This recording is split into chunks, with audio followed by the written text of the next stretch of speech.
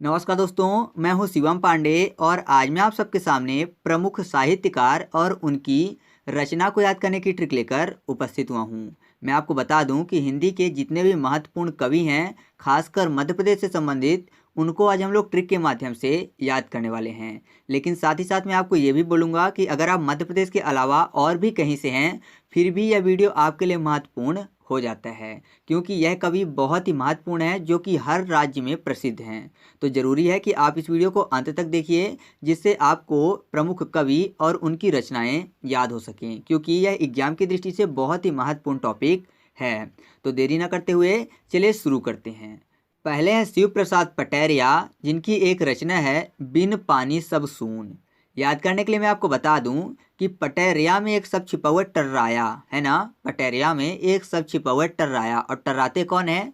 मेढक टर्राते हैं। और आपको पता है कि जब मेढक टर्राते हैं तो पानी भरा रहता है, लेकिन जब पानी नहीं होता तो मेढक नहीं टर्राते हैं। यानी हम ऐसा कह सकते हैं कि बिना पानी सब सून होता है, यानी फिर आवाज़ नहीं आती बिना पानी के मेढक के टर्राने की। तो टर्राने से पटैरिया यानी शिव प्रसाद पटैरिया, और बिना पानी सब सून होता है क्योंकि मेढक नहीं टर्राते, तो बिना पानी सब सून से बिन पानी सब सून। तो बिन पानी सब सून किसकी रचना है दोस्तों? शिव प्रसाद पटैरिया की। याद रहेगा। आगे बढ़ते हैं।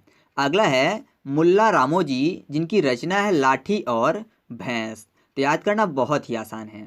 आपने एक सॉन्ग सुना होगा, रामचंद्र कह गए सिया से ऐसा कलयुग आएगा। ठीक है, इस वाले में आपने एक लाइन भी सुनी होगी कि जिसके हाथ में होगी लाठी वही भैंस ले जाएगा। तो रामचंद्र की बात, तो राम से रामोजी यानी मुल्ला रामोजी, और जिसके हाथ में लाठी होगी वही भैंस ले जाएगा। तो लाठी और भैंस से लाठी और भैंस रचना। तो आप ऐसे याद कर सकते हैं कि लाठी और भैंस किसकी रचना है? मुल्ला रामोजी की। याद रहेगा। आगे बढ़ते हैं।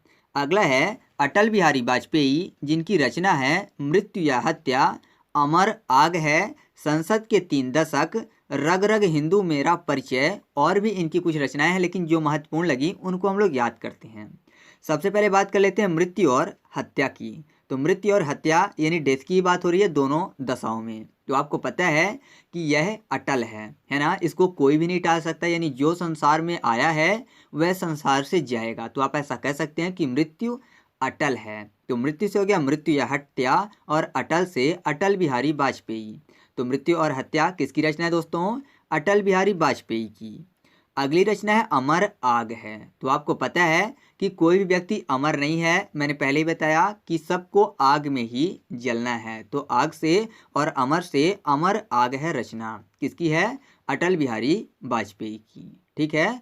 अगला है संसद के 3 दशक। संसद में एक शब्द छिपा हुआ है सांस। तो आपको पता है कि जैसे ही सांस गई इंसान की, तो इंसान की क्या हो गई? मृत्यु हो गई। और मैंने पहले ही बताया कि मृत्यु क्या है? अटल है। तो अटल से अटल बिहारी वाजपेयी, और सांस से संसद के 3 दशक। तो संसद के 3 दशक किसकी रचना है दोस्तों? अटल बिहारी वाजपेयी की। अगली रचना है रग रग हिंदू मेरा परिचय। तो रग रग हिंदू में एक शब्द कर लेते हैं हिंदू को, हिंदुस्तान। ठीक है।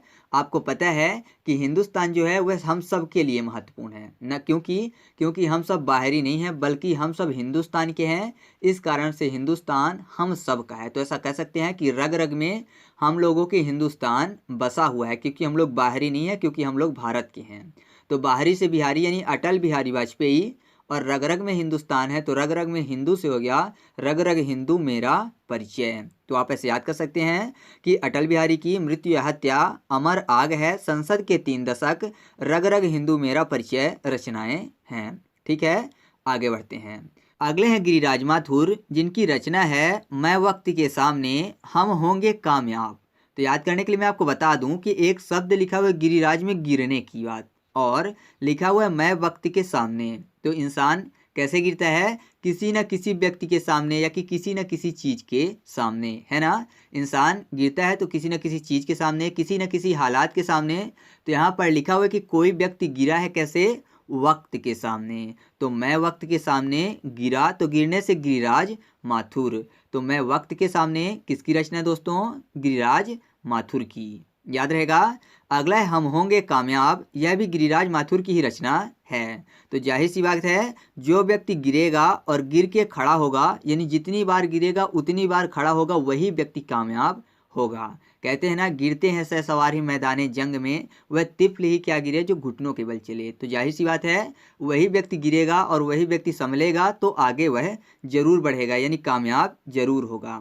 तो हम होंगे कामयाब, किसकी रचना दोस्तों? गिरिराज माथुर की। याद रहेगा।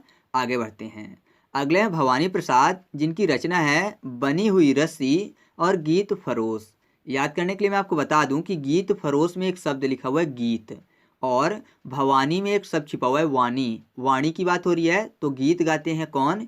जिनकी वाणी अच्छी होती है, जिनकी वाणी मधुर होती है, वही गीत गाते हैं। तो आप ऐसे कह सकते हैं कि गीत से गीत फरोश और वाणी से भवानी प्रसाद।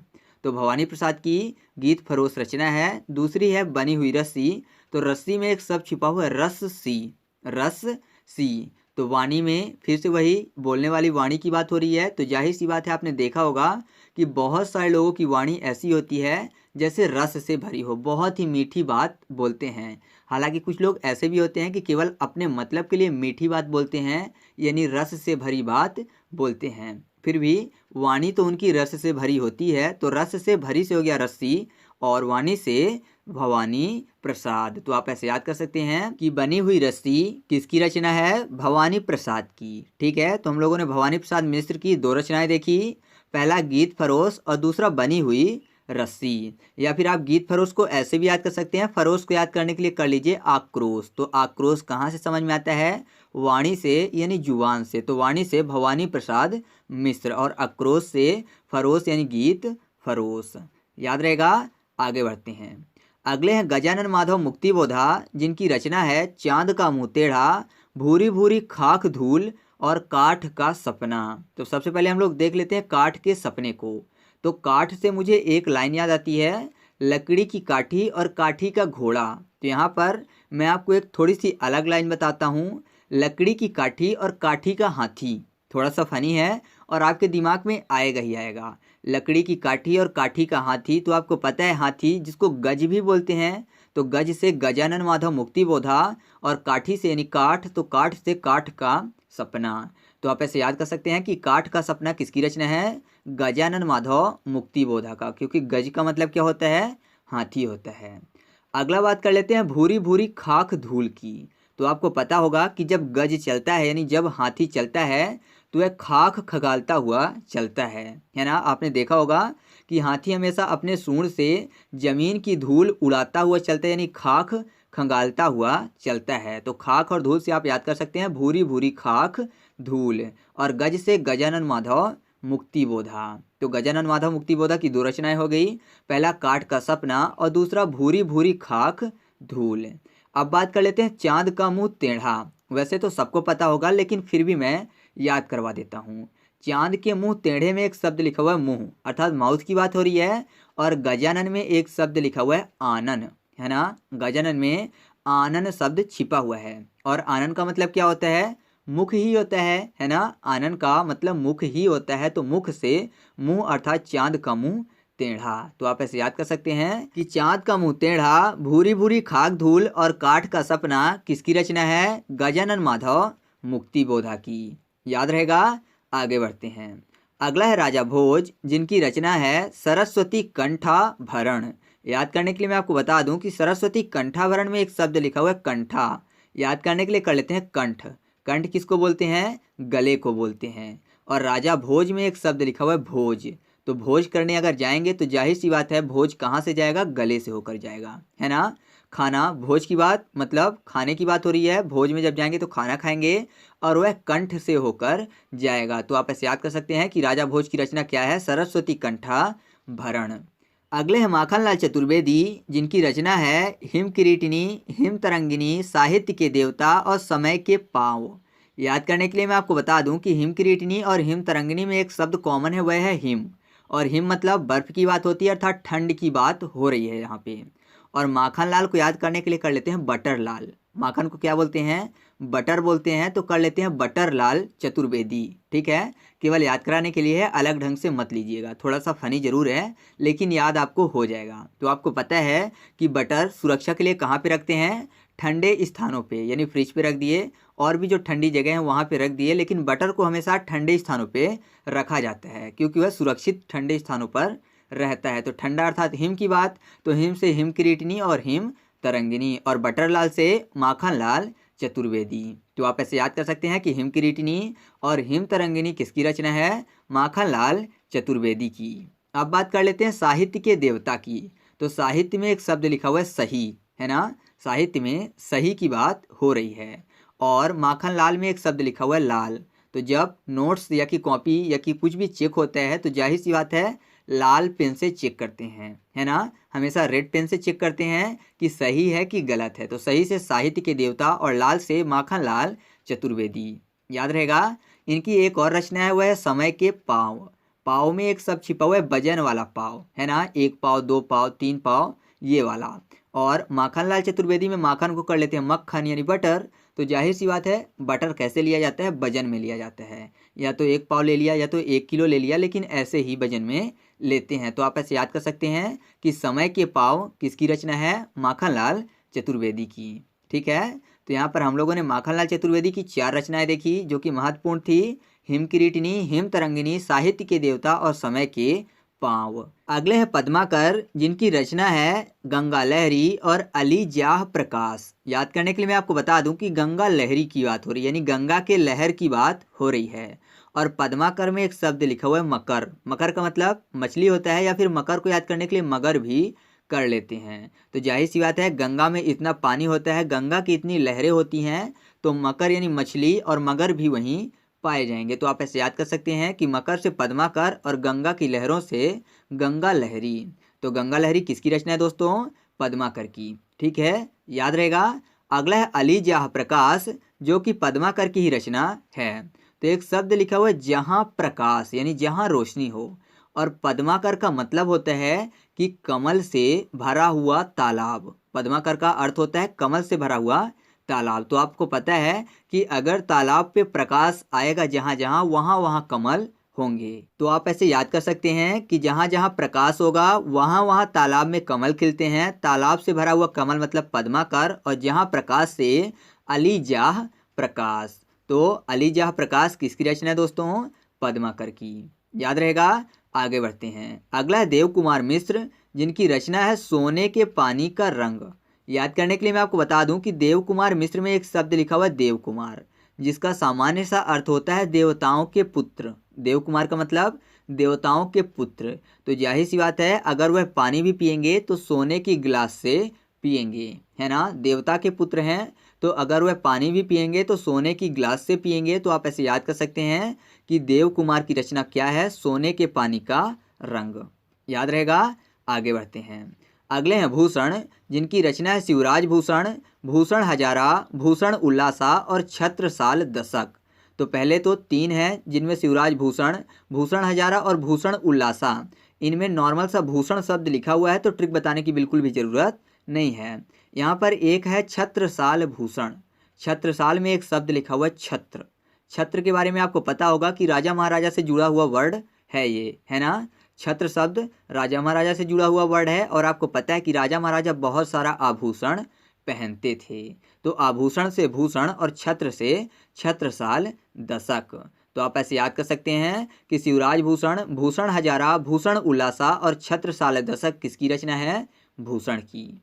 ठीक है, आगे बढ़ते हैं। अगले हैं अमृतलाल बेगड़, जिनकी रचना है तीरे तीरे नर्मदा के, सौंदर्य की देवी नर्मदा, अमृतस्य नर्मदा, नर्मदा तुम कितनी अच्छी हो। मैं आपको बता दूं, वैसे भी आपको पता ही होगा नॉर्मल सा कि अमृतलाल बेगड़ जिन्होंने नर्मदा के लिए बहुत ही ज़्यादा काम किया है। तो नॉर्मल सा इन्होंने जाहिर सी बात है नर्मदा के बारे में लिखा ही होगा, तो आपको यह याद होना चाहिए। फिर भी नहीं याद तो मैं आपको बता दूं कि नर्मदा में एक शब्द लिखा हुआ है ना मुर्दा, यानी जो व्यक्ति मुर्दा ना हो। और अमृतलाल बेगड़ में एक शब्द लिखा हुआ है अमृत।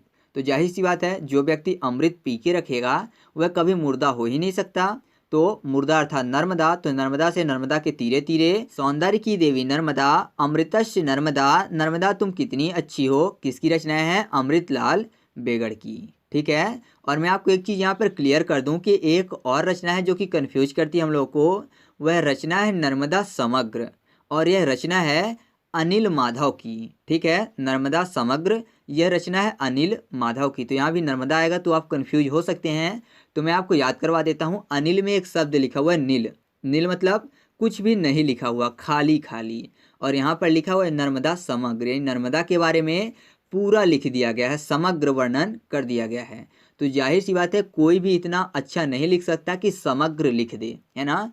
मतलब पूरी तरह से कोई भी नहीं लिख सकता। तो हम ऐसा कह सकते हैं कि नर्मदा की जो महिमा है अपरंपार है। जो सामने वाले ने लिखी है वो नील है, मतलब खाली है, वो पूरा नहीं है। तो आप ऐसे याद कर सकते हैं कि नर्मदा समग्र किसकी रचना है? अनिल माधव की।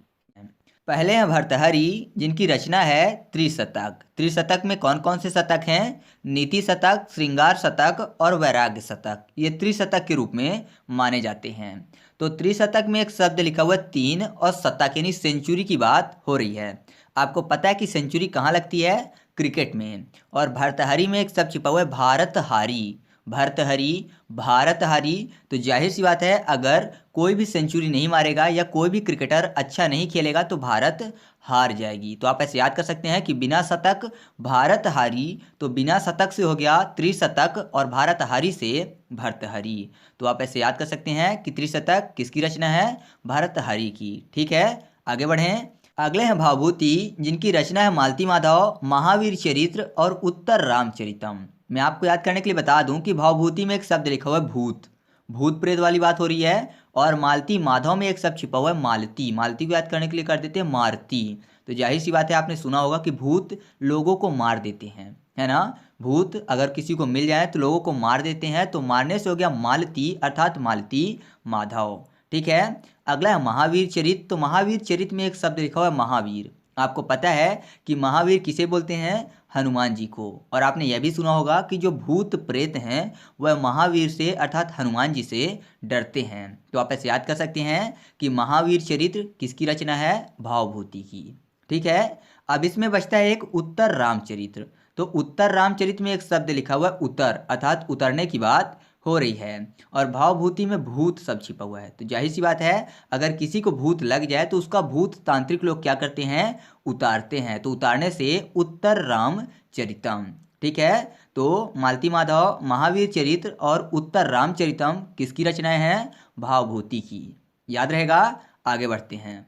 अगले हैं कालिदास, जिनकी रचना है रघुवंशम, कुमार संभवम, अभिज्ञान शकुंतलम, मालविकाग्निमित्रम, विक्रमोवंशी, ऋतु संहारम और मेघदूत। तो इनकी रचना के लिए अलग से ट्रिक बताने की जरूरत नहीं है, क्योंकि मुझे पता है कि सबको इनकी रचनाएं याद हैं। तो इसके लिए मैं ट्रिक नहीं बताऊंगा। तो चलिए आगे बढ़ते हैं। अगले हैं बाण भट्ट, जिनकी रचना है हर्षचरित और कादम्बरी। तो कादम्बरी में एक शब्द छिपा हुआ है अंबर। अंबर मतलब आसमान की बात हो रही है। और हर्ष चरित्र में एक शब्द लिखा हुआ है हर्ष। हर्ष मतलब खुशी। और मैं आपको बता दूं कि जो हर्ष चरित्र रचना है यह किसके ऊपर लिखी गई है? हर्षवर्धन के ऊपर। तो आपको याद करने के लिए मैं एक छोटी सी कहानी बताऊंगा कि हर व्यक्ति यह चाहता है कि वह एक बाण चलाए आसमान पे यानी अंबर पे, और उसके पास बहुत सारा धन आ जाए, है ना। आसमान से उसके पास बहुत सारा धन आ जाए तो वह क्या होगा? हर्ष में हो जाएगा यानी खुश हो जाएगा। तो आप ऐसे याद कर सकते हैं बाण चलाए तो बाण से बाण भट्ट, हर्ष हो जाएगा, हर्षित हो जाएगा तो हर्ष से हर्ष चरित्र, और कहाँ से आए धन? अंबर से यानी आसमान से, तो अंबर से कादम्बरी। तो बाण भट्ट द्वारा कौन कौन सी रचनाएं की गई? हर्ष चरित्र और कादम्बरी। याद रहेगा। आगे बढ़ते हैं।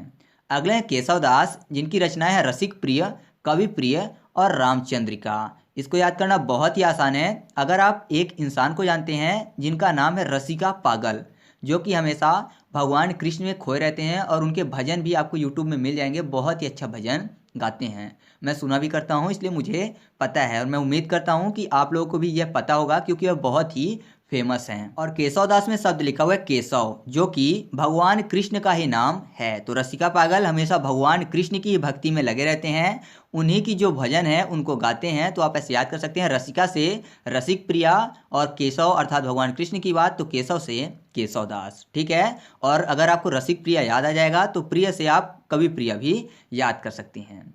अब बात करते हैं रामचंद्रिका की। तो चंद्रिका में एक शब्द लिखा हुआ है चंद्र, और केशव दास में एक शब्द छिपा हुआ है केशव, अर्थात कृष्ण भगवान की बात हो रही है। तो आपको यह पता होना चाहिए कि कृष्ण भगवान चंद खिलौना मांगते हैं, यानी चंद्रमा को खिलौने के लिए कृष्ण भगवान मांगते हैं, फिर उनकी मैया क्या करती हैं, थाली में उनको चांद दिखा के देती हैं। ठीक है, तो आप ऐसे याद कर सकते हैं कि रसिक प्रिय, कवि प्रिय और रामचंद्रिका किसकी रचना है, केशव दास की। अगले हैं पंडित बालकृष्ण शर्मा नवीन और इनकी रचनाएं हैं उर्मिला और प्राणार्पण।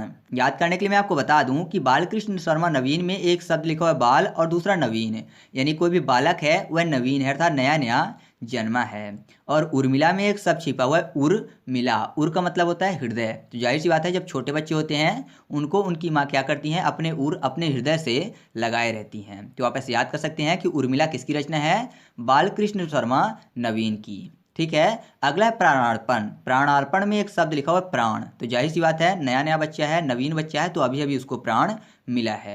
अगले हैं वसीर बद्र जिनकी रचना है आस, हिंदी तुम्हारे लिए और क्रॉच। तो सबसे पहले याद करते हैं क्रॉच को। क्रॉच में शब्द लिखा हुआ है क्रॉ, क्रॉ का मतलब कौआ, और वसीर में एक शब्द लिखा हुआ है सिर। तो जाहिर सी बात है अगर कौवे कहीं पे बैठ जाएं तो हमारे सिर में दर्द कर देते हैं, इतना काँव काँव करते हैं। तो कौवे से क्रॉच और सिर से वसीर बद्र। ठीक है, अब बात कर लेते हैं औस की। तो औस में एक शब्द छिपा हुआ है ओस, है ना, आस में शब्द छिपा हुआ है ओस। तो जाहिर सी बात है ओस में क्या होता है, पानी की बूंदें थोड़ी थोड़ी पड़ती हैं। और वसीर बद्र में एक शब्द छिपा हुआ है बद्र, याद करने के लिए कर लेते हैं बदरी। तो बदरी से भी क्या होता है कि छोटी छोटी बूंदें पानी की कभी कभी गिरा करती हैं। तो आप ऐसे याद कर सकते हैं कि आस किसकी रचना है, वसीर बद्र की। अब बात कर लेते हैं हिंदी तुम्हारे लिए, जिसमें एक शब्द लिखा हुआ है हिंदी और वसीर में एक शब्द छिपा हुआ है वस, है ना, अर्थात वास करती है। जाहिर सी बात है हम सबके मन में, हम सबके हृदय में, हम सबके अंदर क्या वास करती है, हिंदी ही वास करती है। हम लोग बोलने को इंग्लिश भी बोल सकते हैं, बट होता ऐसा है कि अंदर कन्वर्ट किससे होता है, हमेशा हिंदी से, है ना। तो हिंदी हम सबके अंदर वास करती है, तो वास से वसीर बद्र और हिंदी से हिंदी तुम्हारे लिए। तो आस हिंदी तुम्हारे लिए और क्रॉच किसकी रचना है, वसीर बद्र की। याद रहेगा। आगे बढ़ते हैं। अगले हैं हरिशंकर परसाई जिनकी रचना है रानी नागफनी की कहानी, जो कि बहुत ही फेमस है, और भूत के पांव पीछे और विकलांग श्रद्धा का दौर। याद करने के लिए मैं आपको बता दूं कि हरिशंकर में एक शब्द लिखा हुआ है शंकर, अर्थात भगवान शिव की बात हो रही है, और नागफनी में शब्द लिखा हुआ है नाग। तो आपको पता है कि नाग भगवान शिव के गले पर निवास करते हैं। तो आप ऐसे याद कर सकते हैं कि रानी नागफनी की कहानी किसकी रचना है, शंकर से हरिशंकर परसाई जी की। ठीक है, अब बात करते हैं भूत के पांव पीछे, और हरिशंकर परसाई में एक शब्द लिखा हुआ है परसाई, याद करने के लिए कर लेते हैं परछाई। तो जाहिर सी बात है जो भूत होते हैं उनकी परछाई नहीं दिखती, तो परछाई से परसाई यानी हरिशंकर परसाई, और भूत से भूत के पांव पीछे। ठीक है, याद रहेगा। अब बात करते हैं विकलांग श्रद्धा का दौर। श्रद्धा की बात हो रही है, अर्थात भक्ति की बात हो रही है, पूजा पाठ ये सब की बात हो रही है। और हरिशंकर में एक शब्द लिखा हुआ है हरि और शंकर, हरि अर्थात भगवान विष्णु और शंकर भगवान। तो जाहिर सी बात है जहाँ भगवान होंगे, एक से ज़्यादा भगवान वैसे भी हैं इस नाम पे, तो यहाँ पर श्रद्धा की ही बात होगी। तो आप ऐसे याद कर सकते हैं कि रानी नागफनी की कहानी, भूत के पांव पीछे और विकलांग श्रद्धा का दौर किसकी रचना है, हरिशंकर परसाई जी की। याद रहेगा। आगे बढ़ते हैं। अगले हैं शरद जोशी जिनकी रचना है राह किनारे बैठे और परिक्रमा। याद करने के लिए मैं आपको बता दूं कि राह किनारे बैठने की बात हो रही है, और शरद जोशी में एक शब्द लिखा हुआ है शरद। शरद का मतलब ठंड का टाइम, तो जाहिर सी बात है आपको बहुत सारे लोग राह किनारे बैठे हुए सूर्य भगवान का ताप लेते हुए मिल जाएंगे। तो आप ऐसे याद कर सकते हैं कि राह किनारे बैठे किसकी रचना है, शरद जोशी की। अब बात कर लेते हैं परिक्रमा की। तो परिक्रमा में एक शब्द लिखा हुआ है क्रम, क्रम की बात हो रही है। शरद जोशी में शरद की बात होती है, यानी ऋतु की बात हो रही है। तो आपको पता है कि भारत में सभी ऋतुएं क्रम से आती हैं, है ना, सभी ऋतुएं क्रम से आती हैं, चाहे वह शरद ऋतु हो, ग्रीष्म ऋतु हो, शिशिर ऋतु हो, कोई भी ऋतु हो। और आपको पता है कि यहाँ पर ऋतुओं से केवल एक ही नाम मिलेगा, वह है शरद। तो शरद से शरद जोशी और क्रम से परिक्रमा। तो आप ऐसे याद कर सकते हैं कि राह किनारे बैठे और परिक्रमा किसकी रचना है, शरद जोशी जी की। ठीक है, अब आगे बढ़ते हैं। अगले हैं माधवराव जिनकी रचना है एक टोकरी भर मिट्टी और महाभारत मीमांसा। माधवराव में माधव शब्द लिखा हुआ है, और माधव मतलब भगवान कृष्ण की बात हो रही है। और आपको पता है कि भगवान कृष्ण ने एक बार मिट्टी खाई थी, और फिर उनकी माँ ने मुंह खोल के देखा था तो पूरा ब्रह्मांड दिखा था। आपको यह घटना याद होगी, तो मिट्टी से याद कर सकते हैं एक टोकरी भर मिट्टी, और कृष्ण अर्थात माधव की बात हो रही है, तो माधव से माधव राव। तो आप ऐसे याद कर सकते हैं कि एक टोकरी भर मिट्टी किसकी रचना है, माधव राव की। अब बात कर लेते हैं महाभारत मीमांसा की। और माधवराव में फिर से माधव यानी कृष्ण भगवान और राव को कर लेते हैं राय। तो आपने देखा होगा कि पूरे महाभारत में कृष्ण भगवान ने पांडवों को राय दी थी। तो एक टोकरी भर मिट्टी और महाभारत मीमांसा किसकी रचना है? माधव राव की। याद रहेगा। आगे बढ़ते हैं। अगले हैं द्वारिका प्रसाद मिश्र, जिनकी रचना है कृष्णायन। याद करने के लिए मैं आपको बता दूं कि द्वारिका प्रसाद मिश्र में एक शब्द लिखा हुआ है द्वारिका और कृष्णायन में एक शब्द लिखा हुआ है कृष्ण। तो अगर कोई व्यक्ति कृष्ण के पास आना चाहता है तो कहाँ जाएगा? द्वारिका जाएगा, क्योंकि वह वहीं निवास करते हैं, है ना। कृष्ण भगवान द्वारिका में निवास करते थे पहले भी और अब भी लोग वहाँ पे जाते हैं। तो आप ऐसे याद कर सकते हैं कि कृष्णायन किसकी रचना है? द्वारिका प्रसाद मिश्र की। ठीक है, आगे बढ़ते हैं। अगले हैं बाल कवि बैरागी, जिनकी रचना है चांद में धब्बा और अपनी गंध नहीं बेचूंगा। याद करने के लिए मैं आपको बता दूं कि बैरागी में एक शब्द लिखा हुआ है रोगी, है ना। बैरागी में एक शब्द लिखा हुआ है रोगी और चांद में धब्बा, तो जाहिर सी बात है ऐसा लगता है कि जैसे चांद को कोई बीमारी हुई हो, इसलिए वह काला काला वहाँ पे दिख रहा है। तो आप ऐसे याद कर सकते हैं कि चांद में धब्बा किसकी रचना है? बाल कृष्ण बैरागी की, क्योंकि चांद में ऐसा लग रहा है जैसे कोई भी बीमारी हो गई हो, कोई भी रोग हो गया हो। अब बात करते हैं अपनी गंध नहीं बेचूंगा। तो गंध नहीं बेचूंगा, गंध की बात हो रही है और यहाँ पर एक शब्द लिखा हुआ है बैर, अर्थात बैरी यानी दुश्मन की बात हो रही है। तो लोग बोलते हैं ना कि मैं अपने बैरी यानी अपने दुश्मन की गंध भी पहचान लेता हूँ जब वह हमारे आसपास होता है। तो चांद में धब्बा और अपनी गंध नहीं बेचूंगा किसकी रचना है? बाल कवि बैरागी जी की। ठीक है, अब बात कर लेते हैं कवि प्रदीप की, जिनकी रचनाएं है दूर हटो ए दुनिया वालों, हिंदुस्तान हमारा है, साथ ही ए मेरे वतन के लोगों जरा आंख में भर लो पानी। दोनों ही देशभक्ति गीत हैं और प्रदीप में एक शब्द लिखा हुआ है दीप। तो हर इंसान जो कि भारत में निवास करता है या कि भारत का है, वह हमेशा भारत माता के चरणों में दीप जलाता ही जलाता है ना। तो आप ऐसे याद कर सकते हैं कि देशभक्ति गीत कौन कौन से? दूर हटो ए दुनिया वालों और साथ ही ए मेरे वतन के लोगों, यह किसने लिखा है? कवि प्रदीप ने। अगले हैं सुभद्रा कुमारी चौहान, जिनकी एक महत्वपूर्ण रचना है झांसी की रानी। तो अलग से ट्रिक बताने की बिल्कुल भी जरूरत नहीं है, क्योंकि हर किसी ने पढ़ा है कि खूब लड़ी मर्दानी थी वो झांसी वाली रानी थी। और लास्ट में आपने देखा होगा नाम किसका लिखा था? सुभद्रा कुमारी चौहान का। तो अलग से ट्रिक बताने की बिल्कुल भी ज़रूरत नहीं है। तो इस तरह से अपने वीडियो कंप्लीट हुआ। वीडियो कैसा लगा आपको कमेंट करके बताना है और अगर अच्छा लगा तो प्लीज़ वीडियो को लाइक कर दीजिएगा और दोस्तों के साथ भी शेयर कर दीजिएगा। तो चलिए मिलते हैं अगले वीडियो में, तब तक के लिए